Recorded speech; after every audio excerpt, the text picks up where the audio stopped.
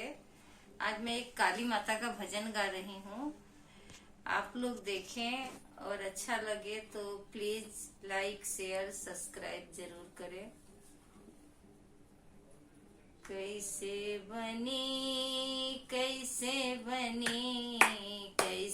बनी हो मैया, कैसे बनी दुर्गा से काली, कैसे बनी दुर्गा से काली, कैसे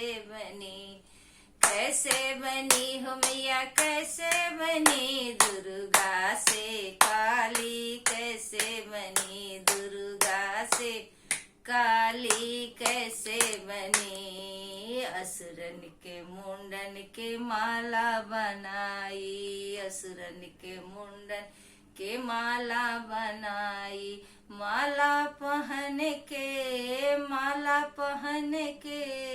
आ गई, माला पहन के आ गई दुर्गा से काली, ऐसे बनी दुर्गा से काली, ऐसे बनी। कैसे बनी हो मैया, कैसे बनी, कैसे बनी हो मैया, कैसे बनी दुर्गा से काली, कैसे बनी दुर्गा से काली, कैसे बनी। असुरन के बाजू के काट के, असुरन के बाजुअन के काट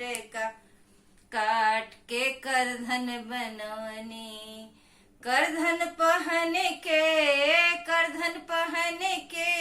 आ गई, करधन पहन के आ गई दुर्गा से काली, ऐसे बनी दुर्गा से काली, ऐसे बनी।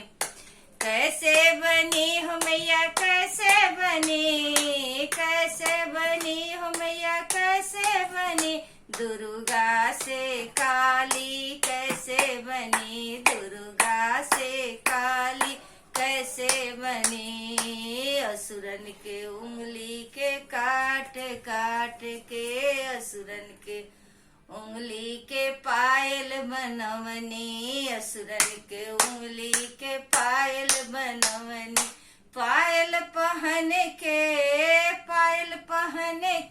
नाच गई, पायल पहन के नाच गई दुर्गा से काली, ऐसे बनी दुर्गा से काली, ऐसे बनी। कैसे बनी हो मैया, कैसे बनी, कैसे बनी हो मैया, कैसे बनी दुर्गा से काली, कैसे बनी दुर्गा से काली, कैसे बनी। असुरन के खुनवा के मदिरा बनवला, असुरन के खुनवा के मदिरा बनवला, मदिरा पी के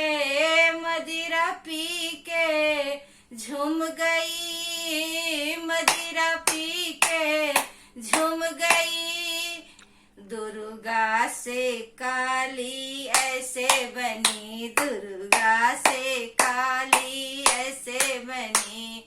कैसे बनी हो मैया, कैसे बनी, कैसे बनी हो अम्बे, कैसे बनी दुर्गा से काली, कैसे बनी दुर्गा से काली, कैसे बनी। बोलो काली माता की जय।